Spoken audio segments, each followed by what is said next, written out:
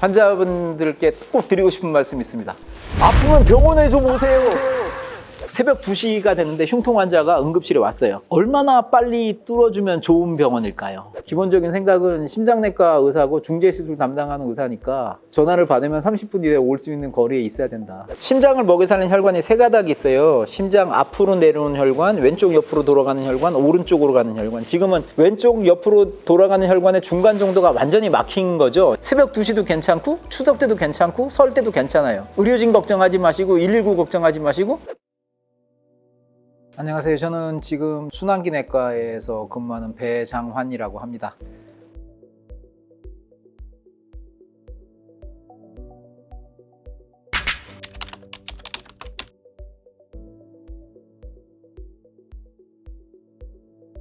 저는 대부분의 일반적 심장질환들을 보는데 가장 제가 중점적으로 보고 있는 분야는 관상동맥 중재 시술, 그러니까 이제 협심증, 심근경색증 환자분들에게 스텐트 삽입술 해드리는 게 제 주 임무가 되겠습니다. 저는 청주 사람이에요. 충북대학교 병원에서 인턴 레지던트 내과하고 서울대학병원에서 2년 동안 심혈관 중재 분야에서 전임의 생활하고요. 서울에 있는 경희대병원에서 1년 동안 임상교수를 하고 그 다음에는 이제 충북대병원에서 계속 있었죠. 2005년부터 계속 있었으니까 거의 병원에 있었던 것은 20년 가까이 됩니다. 그리고 그동안에 대학병원에 있었으니까 대부분 환자 보는 게 제 일이고 그 다음에는 이제 연구 분야 해야 되겠죠. 그리고 학생하고 전공의 지도하는 거 이런 거를 제 일로 생각하고 살았습니다. 아무래도 대학병원에 있는 거하고 종합병원에 있는 거하고 좀 상당히 다른 면이 있긴 한데 종합병원에 있으면 아무래도 이제 환자분들을 더 보는 거에 집중하게 되는 거죠. 연구라든가 학생 지도, 전공의 지도 같은 건 조금 일이 줄어들고 환자분들 외래 진료라든가 아니면은 병실에 입원했을 때 돌봐드리는 거, 그리고 응급실 통해서 오셨을 때 혈관 빨리 열어드리는 거, 이런 게 이제 제 일이 될 겁니다. 삼성병원에 와가지고 훨씬 더 좀 여유 있게 볼 수 있는 게 제가 생각하기엔 조금 더 좋아진 것 같아요. 대학에 있을 때는 보통 외래를 보게 되면 한 50분, 55분 정도 뵙게 되는데 그 중에서 이제 새로 오시는 신환분이 한 5명 정도 되고 나머지 한 50명 정도는 이제 구안이죠. 3시간 외래를 보면은 사실은 180분인데 그렇게 되면 정말 3분 진료란 말이 무색하게 됩니다. 환자분이 앉았다가 지나가시게 돼요. 그런데 지금은 대부분 이제 신환 위주로 보고 있고 외래 환자가 많이 오시면 한 15명, 적으면 한 10명 정도가 되니까 훨씬 더 여유 있게 볼 수 있습니다. 그러니까 환자분들하고 이런저런 농담도 할 수 있고 저는 그런 환경이 훨씬 더 지금은 좋다라고 생각이 돼요. 만약에 시간이 흘러가서 이제 환자분이 좀 늘게 되면 저도 좀 바빠질 테지만 그렇다 하더라도 가능하면은 새로 오시는 환자분들에게는 얘기도 좀 많이 듣고 그리고 환자분 스스로 아니면 보호자분께서 하실 말씀이 있으실 텐데 그런 얘기 더 많이 하실 수 있는 시간을 좀 드리고 이런 식으로 좀 진료를 만들어 가고 싶다는 게 지금 제가 생각하고 있는 바입니다.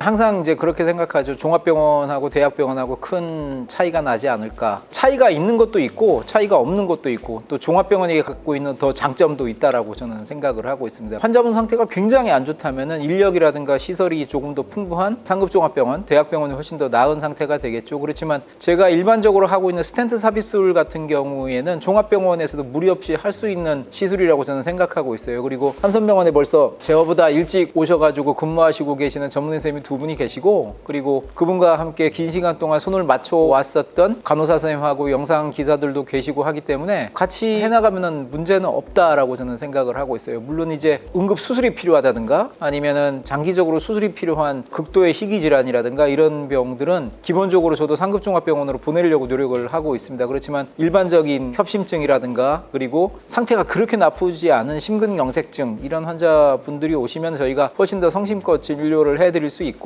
아무래도 상급종합병원 같은 경우에는 환자 수가 오히려 많아지면은 좀 서두르는 경향도 없지 않거든요. 그런데 종합병원에 있으면 훨씬 더 좀 여유 있게 볼 수 있죠. 환자분들하고 보호자분들께서도 느끼실 텐데 같이 일하고 있는 간호사라든가 의사들과의 거리가 종합병원이 훨씬 더 저는 가깝다고 생각하고 있고 현실적으로도 그렇게 느끼고 있어요. 그러니까 그런 면에 있어서는 조금 더 세심한 진료가 가능하고 환자분하고 보호자분이 갖고 있는 궁금증을 기본적으로 풀어드릴 수 있기 때문에 저희들이 갖고 있는 장점도 있다라고 생각을 합니다. 저 같은 경우에는 상급종합병원이 대학병원에서 한 20년 가까이 근무를 했었고, 그래서 어느 정도 저는 제 스스로 생각할 때 이 질환은 우리가 충분히 볼 수 있다라는 것인지, 아니면 이런 분 같은 경우에는 아예 초기에 저희가 상급종합으로 보내는 게 낫겠다, 아니면은 일단 우리가 급한 불을 끄고 그 다음에 환자분을 보내드리는 게 낫겠다, 이런 걸 어느 정도 가려낼 수 있는 힘이 생겼다라고 생각을 하고 있고, 극도로 심한 시민성 쇼크 환자는 심근경색증 환자 중에 5% 정도가 됩니다. 그분들은 아무리 대학병원에서 잘 봐도 사망률이 50에서 60% 정도 되죠. 그러니까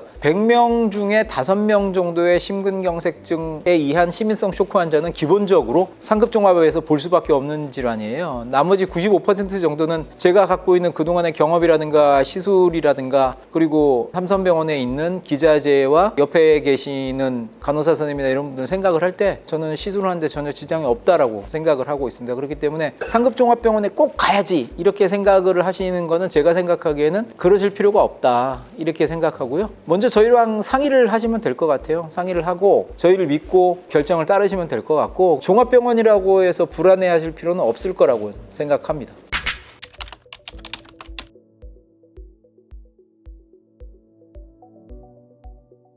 관상동맥 질환이라고 하는 것은 오래된 집을 고치다가 수도관을 뜯어보면은 수도관 안쪽에 물때가 껴서 좁아지잖아요. 그러면 아무래도 물길이 약해지겠죠. 그거 마냥 심장은 하루에 한 10만 번 정도 피를 계속 짜서 온몸으로 피를 보내는 역할을 하고 있죠. 그러니까 심장 근육 자체가 굉장히 영양분이 많이 필요한 장기예요. 그래서 이런 얘기 들으면 죄송한데 부산 분들은 돼지국밥 좋아하시니까 돼지국밥 먹으러 가면 가끔가다 순대 같이 주시잖아요. 근데 옆에 보면 염통도 나옵니다. 돼지 염통이 심장이죠. 돼지 몸무게하고 사람 몸무게가 거의 비슷합니다. 돼지가 한 70에서 100kg 정도 되니까 성인 남자 몸무게랑 거의 비슷하죠. 근데 이게 심장 사이즈도 굉장히 비슷해요. 심장을 이렇게 보고 있으면, 저도 이제 돼지국밥이나 순대 이런 걸 좋아하니까 염통을 이렇게 보고 있으면은 야, 여기 관상동맥 있다 이런 얘기 하거든요. 그 관상동맥이 굵기가 이제 굵은 데는 한 5, 6mm, 관 데는 1, 2mm 이렇게 줄어드는 혈관인데, 오래된 수도관에 물때가 끼듯이 기름때가 껴서 혈관이 좁아지는 거를 협심증이라고 합니다. 보통 우리가 관상동맥 굵기가 한 4mm인데 2mm 남을 정도로 좁아졌다 그러면은 이게 웬만하면 증상이 없어요. 그래서 규칙적으로 달리기 하시는 분들, 달리기 하면 이제 숨이 차죠. 달리기 할 때 맥박이 더 빨라지니까 차를 빨리 가게 하려면은 엑셀러레이터를 밟으면은 쉽게 말하면은 기름이 더 들어가는 거잖아요. 그래서 달리기를 하면은 관상동맥으로 혈류가 확 증가돼야 되는데 혈관이 반 정도만 좁아져도 달리기 세게 하는 분들은 가슴이 아파요. 가슴이 아프면 당연히 멈추겠죠. 그러면은 맥박이 천천히 원래 맥박으로 돌아올 테니까 혈류량이 줄어들었다 하더라도 통증을 안 느끼게 됩니다. 그런데 이제 운동을 안 하시게 되면 그냥 살금살금 걸어 다니는 정도, 숨이 찰 정도로 운동을 안 한다 그러면은 심장 혈관이 70-80% 이상 좁아져도 증상이 없는 경우가 되게 많아요. 그렇기 때문에 혈관이 막혀가지고 병원에 와서 관상동맥 조영술을 하면 여기도 좁아져 있고 저기도 좁아져 있고 여기도 좁아져 있고 이렇게 말씀을 드리면 이게 하루아침에 이럴 수가 있냐, 나는 증상도 없었는데, 그런 분들을 여쭤보면 100% 운동 하나도 안 하는 분들입니다. 그냥 살금살금 걸어 다니는 분들이죠.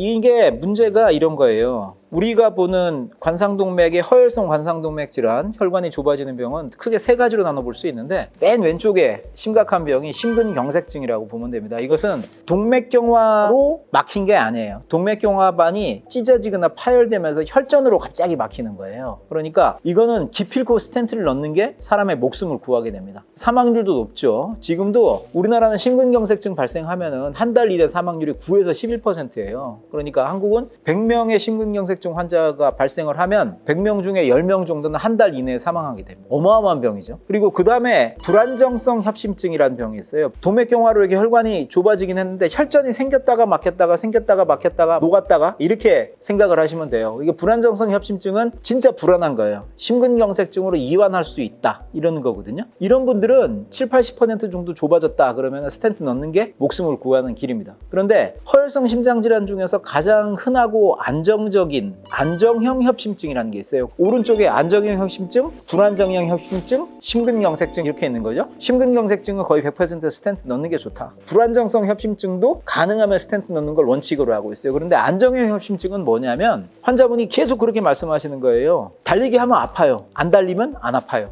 달리기를 하다가 중단하면 안 아파요. 이 증상이 몇 개월 이상 지속되고 있어요. 이거는 심근경색증으로 이완될 가능성이 적은 거거든요. 이런 분들은 70-80% 정도 좁아졌다 하더라도 스텐트를 안 넣고 약물 치료를 하는 게 더 낫다라고 되어 있습니다. 그렇지만 이게 무조건 다 약물 치료를 하는 건 아니에요. 그래서 안정형 협심증 같은 경우에는 요즘에 한 4-5년 전부터 쓰고 있는 아주 특수한 철사줄이 있습니다. 그 철사줄 끝에 센서가 달려 있어요. 그래서 혈관이 여기가 좁아졌다 그러면 요 위쪽, 혈관 좁아진 위쪽하고 아래쪽에 혈압을 딱 재줍니다. 그래서 수치가 20에서 25% 이상 떨어지면 굉장히 심한 협착이라는 거거든요. 이런 경우에 한해서 스텐트를 넣는 게 낫다. 그렇지 않으면 스텐트를 넣는 게 별로 좋지 않다. 그러니까 무조건 70-80%도 스텐트 안 넣어도 된다는데요? 그런 말을 하는 건 아니고 심근경색증은 넣는다. 불안정형 협심증은 넣는다. 안정형 협심증 중에서 70-80% 정도 좁아졌다 하더라도 우리가 그걸 FFR 검사라고 하거든요. 혈관 내압 검사를 통해서 상당수의 환자들은 수치가 심하게 떨어지지 않게 되는데 이런 분들한테는 스텐트를 넣을 필요가 없다. 오히려 이런 분들한테는 스텐트를 넣으면 더 해로운 경우도 많아요. 스텐트라고 하는 게 리티놀이라고 되어 있는 합금으로 만들어진 철사줄 망인데 이거는 빼낼 수가 없어요. 몸 안에 그냥 들어가 있는 거거든요. 이렇게 되면은 사실은 수술을 할 때도 아스피린을 드시고 수술을 하시는 게 필요한 경우가 있어서 스텐트가 필요하다면 몇 개라도 넣어야 되겠죠? 그렇지만 스텐트가 불필요하다면 스텐트를 안 넣는 게 최선의 방법입니다. 그렇지만 그것도 그냥 눈으로 판단하는 게 아니라 아까 말씀드렸던 FFR이라는 검사를 하는 게 더 좋다. 그래서 우리 병원, 삼성병원에 FFR 검사를 한다, 안 한다?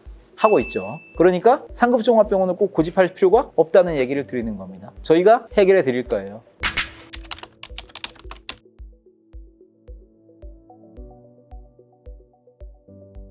협심증은 약물이 한 5가지 정도의 약물을 기본적으로 쓰게 돼 있어요. 아스피린이나 플라빅스라고 하는 항혈소판제, 혈소판이 응결되면 피떡을 만들고 혈관을 막을 수 있기 때문이죠. 요약하고 뭐 베타 차단제라고 하는 일종의 혈압약, 그리고 안지오텐신 전환효소 억제제, 안지오텐신 수용체 차단제 같은 계열, 스타틴이라고 하는 약물이 있죠. 콜레스테롤을 확 낮춰주는 약물입니다. 그런 약들이 있는데 이게 패턴은 거의 비슷하죠. 협심증이 있다면, 확실하게 동맥이 좁아졌다면 스텐트를 넣어도 스텐트를 넣지 않아도 그런 기본적인 약물을 쓰게 돼요. 그런데 최근에는 베타 차단제라는 약물은 효용성이 조금 떨어지고 있어요. 임상 연구에서 최근에 대규모 연구들이 나오면서 베타 차단제가 처음에는 유효한 것 같은데 시간이 가면 갈수록 별로 불필요한 약물 같네? 이런 게 있어서 약물이 좀 빠지는 경향이 있고, 가장 우리가 중요하게 생각하는 약은 스타틴이라는 약이에요. 콜레스테롤 수치를 많이 낮춰주는 약. 콜레스테롤 검사를 하면은 되게 12시간 정도 금식을 하고 피를 뽑죠. 그러면 이제 4가지 분해 검사를 합니다. 총 콜레스테롤 다 뭉뚱거리는 거라고 생각하면 돼요.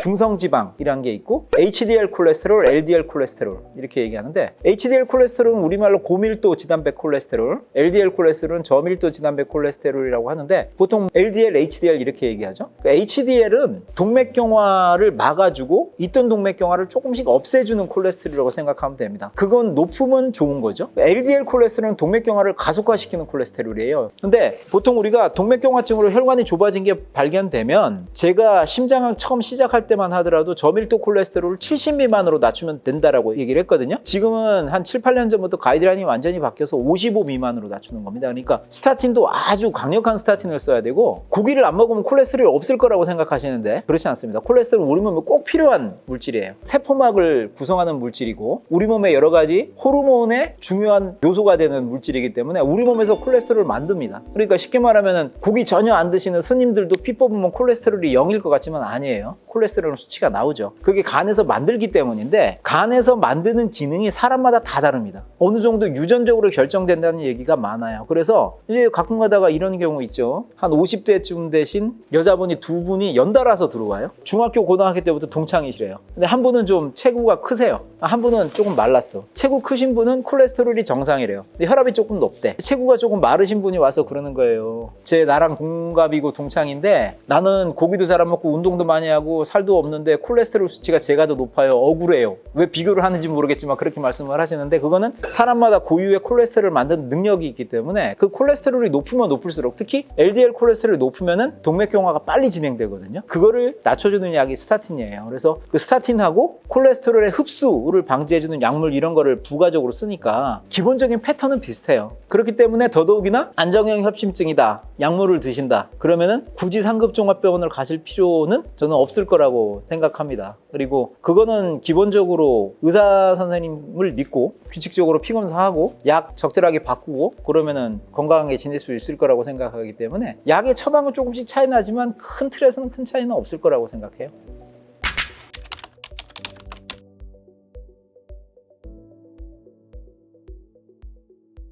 심근경색증이면은 관상동맥이 막힌 거잖아요. 관상동맥이 완전히 막히면은 피가 한 방울도 안 가게 되니까 심장 근육이 죽게 된단 말이에요. 막힌 혈관 아래쪽의 심장부터 차츰차츰 죽게 되고 그것 때문에 심장마비로 돌아가시거든요. 그러니까 심근경색증 때는 가장 좋은 방법이 막힌 혈관을 최대한 빨리 열어주는 거예요. 근데 이제 그거를 지연하게 만드는 사유가 있죠. 첫 번째는 환자분들이 지연을 하죠. 명치가 아픈데 아니면 가슴이 아픈데 이게 심근경색증이라는 의심은 하지 않고 체했나? 그러고 대부분 뭐 하시냐면 방에 엎드려 누워 계세요. 배를 지지면 좋아질까? 그 다음에 무슨 수 이런 거 드시죠? 먹으면 속 시원해진다고 먹고 무슨 환 이런 걸 드시죠? 되게 보면 집에 있어요. 그리고 하다가 안 되면 이제 바늘로 손을 따시기도 하시죠? 심근경색증이 됐을 때 일본하고 싱가포르 같은 경우에는 환자분들이 119에 신고하는 데까지 시간이 90분에서 120분 정도 걸린다고 돼 있는데 우리나라는 그거보다 훨씬 오래 걸려요. 보통 평균적으로 4시간, 5시간 지나가지고 119에 신고를 하시거든요. 너무 차이가 나죠? 그렇게 되면 그동안에 환자분이 사망할 거 아니에요. 심장이 더 많이 망가지고. 그 다음에 더 중요한 건 뭐냐면은 흉통 환자분이 응급실에 도착을 했다. 그러면 제일 먼저 할 것은 심전도 빨리 찍고 환자 병력 청취하고 심장 초음파 같은 거 가능한 빨리 하고 심전도 찍고 심전도 이상하면 즉시 관상동맥 조영술 팀에다가 연락을 해가지고 혈관을 여는 거죠. 자, 한번 생각을 해봅시다. 새벽 2시가 됐는데 흉통 환자가 응급실에 왔어요. 얼마나 빨리 뚫어주면 좋은 병원일까요? 그 응급센터 선생님이 환자 보고 심전도도 찍고 여러 가지 물어보고 초음파를 할 수도 있고 그 다음에는 심장내과 연락을 하겠죠. 그 심장내과가 다 모이고 그리고 불 켜고 기계 켜고 환자 올려서 혈관 찍고 막힌 혈관까지 뚫는데 시간이 얼마나 걸릴까요? 90분 이내에 뚫으면 좋다. 이게 한 10년 전 컨셉이고요. 지금 경우에는 70분 이내에 뚫으라고 하거든요. 새벽 2시에 와도 70분, 낮에 와도 70분, 한밤중에 와도 70분, 추석 때 와도 70분, 평일날 와도 70분, 서면에 길이 막혀도 70분, 해운대에 갇혀서도 70분. 근데 제가 있었던 병원에서 제가 목표로 했던 건 1시간이었거든요. 제가 있었던 병원에서 48분에서 52분 내에 뚫었습니다. 환자 도착하자마자 10분 내로 심전도 찍고 병력 청취하고 심장내과 교수한테 연락해가지고 30분 이내에 팀을 다 모이게 해서 30분 이내에 뚫으면 60분 이내에 되는 거예요. 이게 그냥 쉽게 되지 않죠. 늦게 오는 직원이 있다. 그러면 어떻게 해야 돼요? 만약에 교수님이 전화를 늦게 받았다. 그거를 단계별로 다 기록합니다. 초진의사가 누가 받고 심전도를 몇 시 몇 분에 찍었고 심장내과에 전화를 몇 시에 했고 전화를 몇 번 울릴 때 받았고 이런 걸 다 모니터링을 해서 지연되는 데를 갖다 다 수정을 해야 되는 거죠. 그런 식으로 한 2, 3년을 하면은 시간이 계속 짧아져요. 지금 우리 삼성병원도 1시간 이내에 하고 있어요. 굉장히 훌륭한 수치예요. 그 정도 할 수 있으면 되게 좋은 거고 그리고 저도 이사를 와가지고 삼성병원이 지금 주례에 있잖아요. 근데 이렇게 보니까 서면에서 더 동쪽으로 가면 30분 이내에 병원 도착하기가 곤란할 것 같더라고요. 저는 이제 집을 그쪽에다가 이렇게 일단은 잡았거든요. 기본적인 생각은 심장내과 의사고 중재시술 담당하는 의사니까 전화를 받으면 30분 이내에 올 수 있는 거리에 있어야 된다. 하여튼 그렇게 생각합니다. 그래서 그 52분이라고 하는 게 평균적으로 나왔던 수치가 제가 있었던 병원에서 그렇게 팀을 이끌었다. 삼성병원도 지금 그렇게 하시고 계시고 저도 분명히 그 팀에 들어왔으니까 그렇게 될 거예요. 근데 저희가 그거를 1시간 이내에 해드리면 뭐해요? 환자분이 5시간 있다가 왔는데 더 중요한 건 뭐냐? 환자분이 가슴이 아프면 병원에 빨리 오고 가슴이 아프면 119에 전화하시는 거. 이게 되게 중요하죠.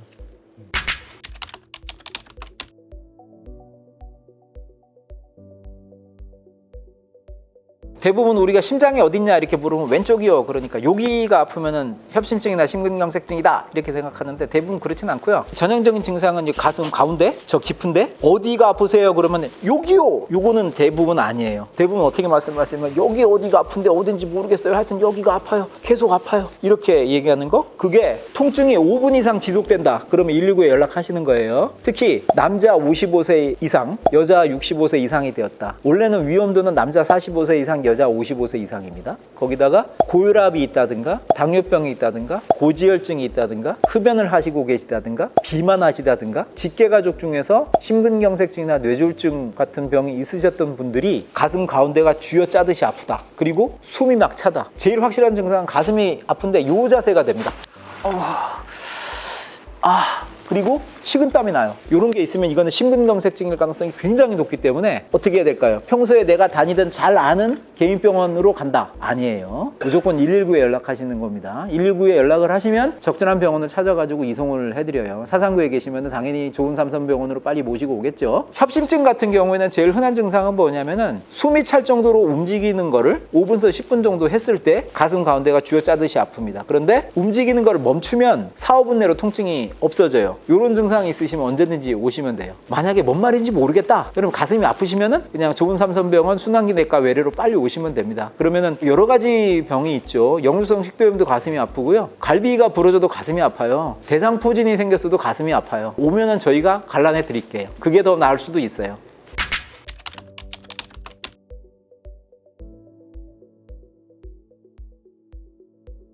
지금은 좀 덜하긴 한데 원래 원칙적으로 우리나라 119는 행정구역을 넘어가지 않게 되어 있는 거죠. 예를 들어서 A라는 시가 여기 있다고 합시다. 여기에는 의료 자원이 풍부해요. 근데 여기에서 차로 고속도로를 통해 가지고 한 3, 40분 떨어져 있는 B라는 동네가 있는데 여기에는 심근경색증을 보는 전문 의사 선생님들이 안 계세요. 근데 여기에서 흉통이 발생을 했다. 막 가슴이 터지기 아프다. 그러면은 요즘에는 교육을 많이 해놔 가지고 환자나 보호자분들이 그 생각을 해요. 나 당뇨병인 지 오래됐는데 심근경색증 아니야? 그런데 여기에 있는 119에 연락을 하면은 이분들을 어떻게 해야 되냐면은 119에 태워서 119 안에서 심전도를 찍는 게 제일 좋은 방법인데 우리나라는 아직도 국민소득 3만 불이 넘는 나라인데도 불구하고 심전도가 제대로 갖춰져 있는 구급차가 많지가 않아요. 그러니까 흉통이 생겼을 때 119 대원분들도 야 이거 심근경색증 같은데? 이렇게 하면서도 어떻게 하냐면은 근거리에 있는 병원으로 이송을 합니다. 근데 문제는 여기에 심장내과 의사는 없고 심근경색증 치료할 수 있는 시설도 없다는 거죠. 진단하는데 시간이 또 걸리잖아요. 근데 여기서 심전도를 찍었는데 심근경색증이에요. 그러면은 큰 도시로 옮겨야 되잖아요. 30분 떨어진 큰 도시. 근데 문제는 우리나라는 병원 간 이송에는 119를 사용할 수 없게 돼 있어요. 그때는 사설구급대를 부르거나 아니면 여기 병원에 있는 구급차를 이용을 하셔야 돼요. 그런데 119는 그래도 훈련되어 있는 조직이거든요. 심근경색증은 이송 중에 심장마비가 생길 수 있는 질환이에요. 제세동도 해야 되고 심폐소생술도 해야 되고 하는데 사실은 사설구급대보다는 119가 훨씬 더 잘하죠. 제일 좋은 거는 그 자리에서 119가 심전도를 119 구급대 안에서 찍고 심근경색증이라고 딱 되면은 바로 근처에 있는 대도시로 빨리 이송을 해야 되는데 그거를 안 하는 동네가 상당히 있었던 거예요. 그래서 제가 옛날에 있었던 병원에서 군수님을 만났죠. 군수님을 3번쯤 뵙고 그리고 119 구급대랑도 상의를 해가지고 흉통 환자가 있으면 그냥 바로 이송을 해달라. 중간에 내리지 말고. 그쪽에 있는 종합병원에 있는 원장님도 허락을 해주셨어요. 그래서 그 환자분들을 급속 이송을 하니까 시술까지의 지연이 훨씬 줄어든 거죠. 사망률이 떨어지더라. 그런 거를 얘기를 한 거죠. 그러니까 예를 들어서 우리로 따지면은 지리산 기슭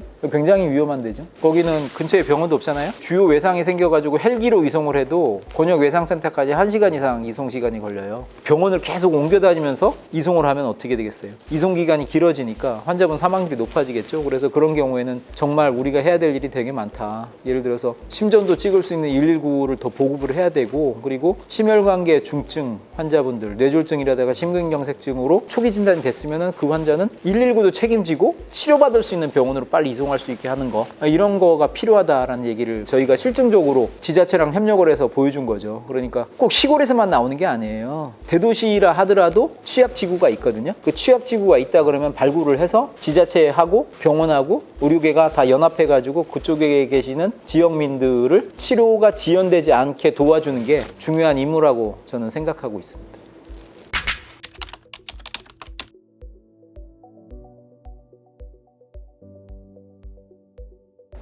지금은 첫 번째 사진을 보면은 심장을 먹여 사는 혈관이 3가닥이 있어요. 심장 앞으로 내려오는 혈관, 왼쪽 옆으로 돌아가는 혈관, 오른쪽으로 가는 혈관. 지금은 왼쪽 옆으로 돌아가는 혈관의 중간 정도가 완전히 막힌 거죠. 심근경색증 상태인 거예요. 그거를 2주 전쯤에 우리 삼성병원 의료진이 치료를 해가지고 막힌 데를 뚫고 스텐트를 넣었죠. 그랬더니 아래쪽으로 혈관이 쫙 가잖아요. 저게 혈관이래 봐야 굵기가 한 3mm, 4mm 정도 되는 혈관이고 길이 대봤자 그거 뭐 얼마나 되겠어요? 7, 8cm도 안 되는 되는데 저혈관이 막혔다고 심장이 서서 심장마비로 돌아가시는 거예요. 그거를 지금 잘 처리를 했거든요. 아주 이쁘고 모양 좋게 만들어 놨습니다. 환자분은 당연히 잘 걸어서 퇴원하셨고요. 병원 잘 다니고 계신단 말이에요. 그러니까 제일 중요한 거, 가슴이 굉장히 아프다, 5분 이상 넘어갔다 그러면 손 따지 마시고, 활명수 드시지 마시고, 청심환 드시지 마시고, 근처 개인병원 가시지 마시고 119에 빨리 연락을 해가지고 사상에 계신다 그러면 삼성병원 오시면 되겠죠. 그러면 저희가 끝까지 책임지고 치료해 드립니다. 너무 걱정하지 마세요.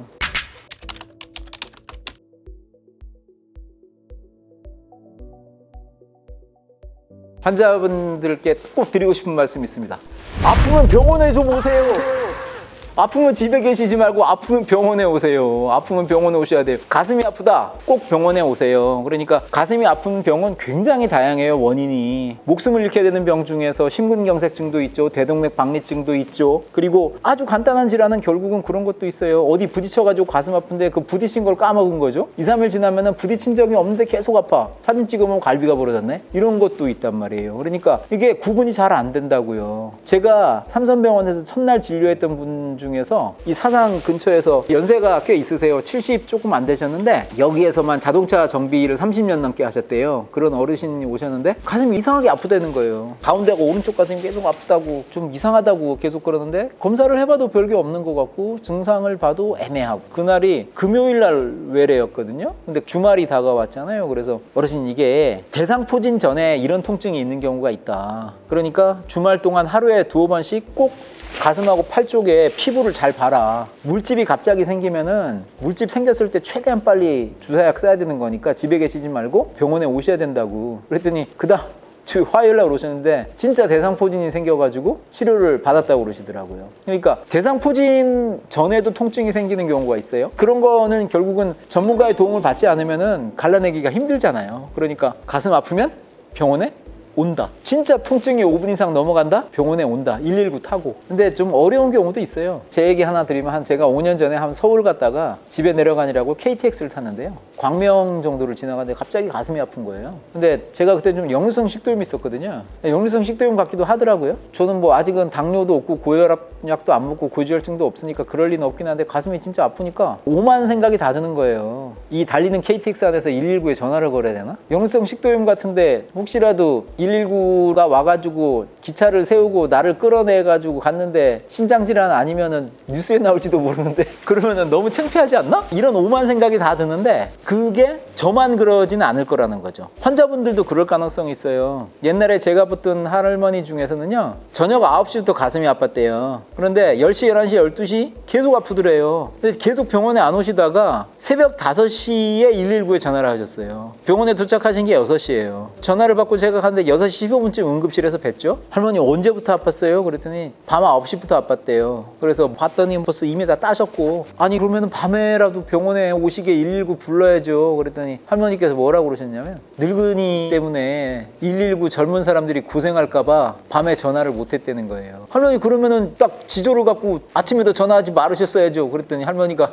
막 힘들어하시면서도 웃으면서 그러는 거예요. 해 떴잖니요. 해 떴으니까 전화를 했다는 거예요. 그러니까 이런 게 있거든요. 119 사용이 쉽지가 않아요. 119에 전화를 건다는 자체가 생각보다 쉽지 않아요. 그런데 가슴이 아프고 특히 통증이 5분 이상 넘어간다, 가슴 가운데가 정말 아프다, 그러면은 전화 걸으셔야 돼요. 119에 전화 걸면 국민 여러분들께서 생각하시는 것보다 훨씬 더 119가 조직화되어 있어가지고 빨리빨리 이송합니다. 그러니까 걱정하지 마시고 가슴이 아프시면 병원에 좀 제발 좀 와주세요. 빨리 좀 와주세요. 새벽 2시도 괜찮고 추석 때도 괜찮고 설 때도 괜찮아요. 의료진 걱정하지 마시고 119 걱정하지 마시고 그냥 빨리 119 타고 병원에 와주셨으면 감사하겠습니다. 그러면 저희가 책임지고 치료할게요. 그게 저희가 바라는 겁니다. 심장하면 삼성병원. 끝!